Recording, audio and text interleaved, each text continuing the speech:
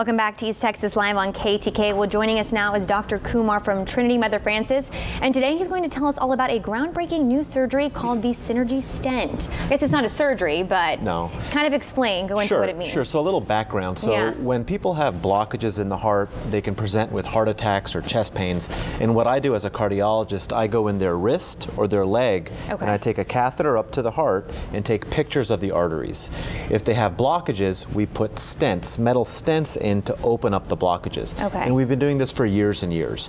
And about 15 years ago, a revolutionary stent was made. The old type of stents were just made out of metal, and these stents had a tendency to re-narrow. Scar tissue would form inside the stents, and then people would get chest pains after a couple of years.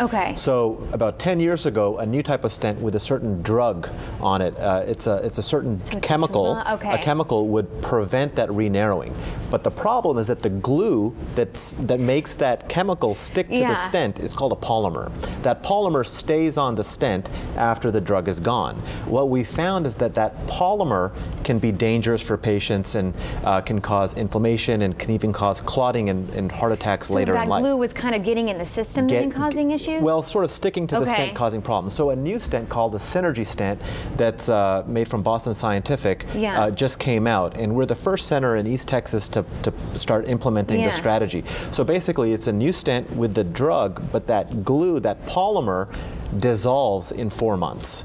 So then patients are left with the benefit of the drug, but not the risk of that polymer, that glue. So it's really a revolutionary therapy, and it's I think we're the 4th hospital in Texas to insert these stents, and the first in East Texas. Well, how invasive is this then? Well, it depends. If it's obviously very invasive because we're putting something into the body, into the heart, taking pictures. But the other thing we could do instead of doing that could be bypass surgery, which we do all the time. We even do robotic, minimally invasive bypass surgery at the heart hospital. But stenting we do for 1 or 2 blockages, but when you have 3, 4, 5 blockages, then we start thinking of the bypass surgery. So it's invasive, but what we would consider minimally invasive. And I'll tell you that this stent is going to pave the way for a completely bioresorbable stent. Sort of the analogy I like to think of is like a suture. If you have a suture that's in the body and it stays in the body, well, probably it'll be fine, but sometimes it can cause problems.